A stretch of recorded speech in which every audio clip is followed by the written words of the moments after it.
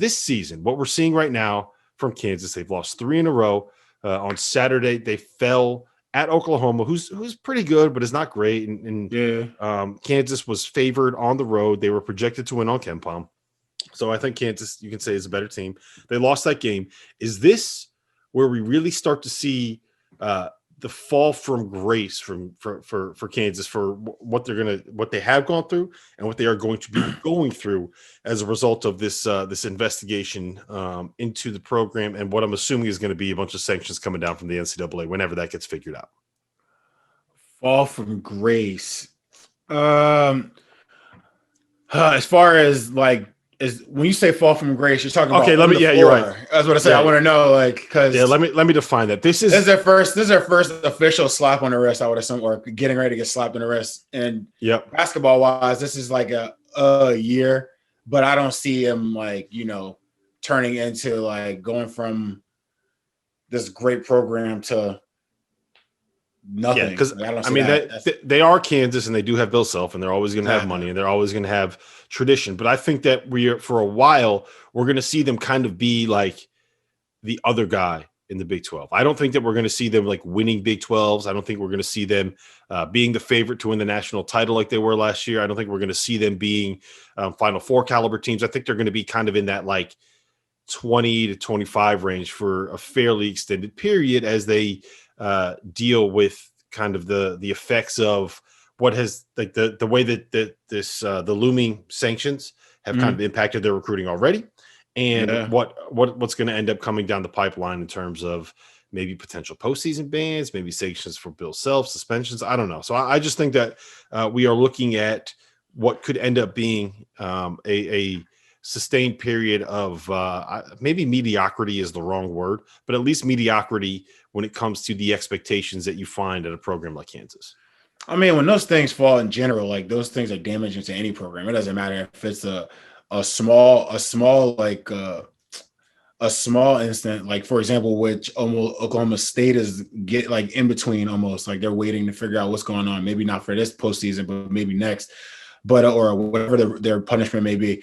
But those things can affect any team. Like I bring up Oklahoma State, they lost the 2 or 3, even 4 guys last year coming into the season. They had an entire new team. They had to bring in a bunch of new players. So it can affect plenty of people. Kansas definitely will be affected. But like you said, I feel that if Bill Self can stick this out, and obviously the fans and the university and everybody can just hold it together through the tough part. I mean, I don't see Kansas just being a pushover ever. I don't see Kansas being this absolutely terrible team. Like there were teams that didn't go to the tournament and they still found a way to compete and make it worth their those players' time. Like even if they didn't have a postseason. Yeah, and it's possible. Yeah, I mean, you could say I think right now is exactly this season is proof of what you're kind of saying there, because if you look at like this roster, we talked about it last week, man. Like you ain't scared of anyone on that roster. Yeah. Not. They don't really have a point guard. They don't have a set. Like we've kind of talked about those issues ad nauseum, and like some of it is not entirely Self's fault. If Quentin Grimes was there, I think that would change a lot of their problems. Quentin Grimes is averaging 18 points and 2.5 assists at Houston as their best player, as a potential All-American for a top 10 team. So if he was still on Kansas, I think that would certainly change things. And also not having Devon Dotson, who went pro and did not get drafted and has played 10 minutes this season for Chicago. And I don't fault him for it. He's getting paid a lot more at Chicago than he was getting paid when he was at Kansas. So yeah, guaranteed, guaranteed money. so it like that has certainly impacted them as well, losing guys that they thought they were going to have. But I think we're really starting to see, like, Bill Self had to go to JUCO route. Like, he got a couple JUCO guys on this roster. Yeah. Right? Like, how often – and then they're panning out right now, as of right now. But it's tough I always say it's tough for junior college guys to get acclimated sometime. Not all junior college guys, if any one of you guys ever listened to our podcast. But for most, it is very difficult to get acclimated on a team of guys who's already been there. They already have a chemistry. You're the new guy. Not to mention you're going to be the new guy in a new team, you got to understand the coach's temperature. You got to understand the team's temperature, and you got to infuse yourself in that group. It's not easy, especially it's just not an easy job, man. So always, and you're also like you're coming in as a junior too, so you're basically a freshman, but you only have 2 years eligibility. Exactly. So there's not as much incentive for people to work on like developing you as a player. Like, you know what I'm saying? Like it's when you've got a freshman coming in and you know you're gonna have them for 4 years, like you got to get them better because they're going to be there for 4 years. Exactly. Whereas like JUCO players, a lot of times they get brought in to kind of like just plug a gap that you have in your rotation, or it's like, oh man, we really need someone that can guard wings because we don't have that. So let's go find this JUCO kid and hope he can pan out. And if he doesn't, whatever, it's only 2 years worth of scholarships that we're going to lose,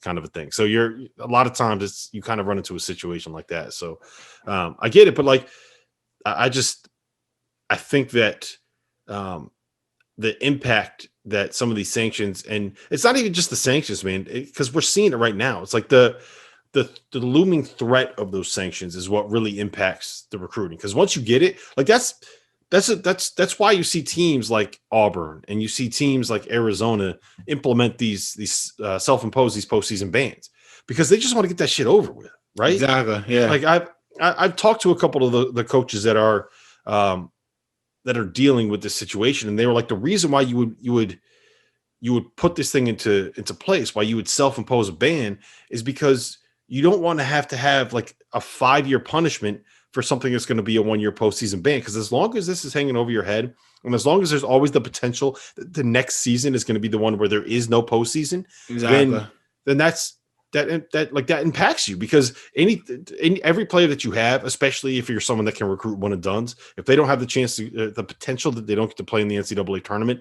that can impact who you get. So it's impacted Kansas, and we're really seeing it play out this season. And I expect a lot more seasons like this one moving forward for the Jayhawks than like what we saw last year when they were the clear-cut number 1 team in the country. And at least my pick to win the national title had the NCAA tournament happened.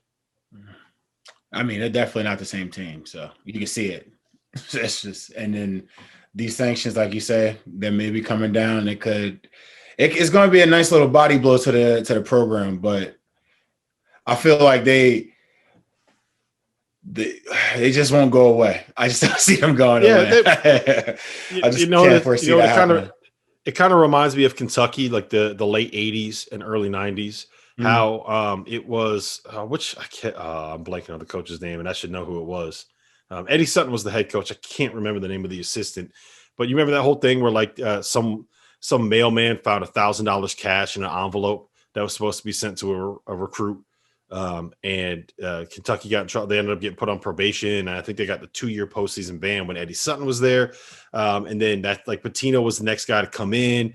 And they had the Unforgettables, which was the team that like 92, and they made it to the Final Four with Christian Laettner shot and all that. So I can see Kansas going through something that's a little bit similar. Like maybe Bill Self is the guy to lead them through it. Maybe not. I think it's probably too soon to really speculate too much on what is going to happen with him long term. Although he has told me before that like he's staying at Kansas. He's like he doesn't understand why everyone keeps.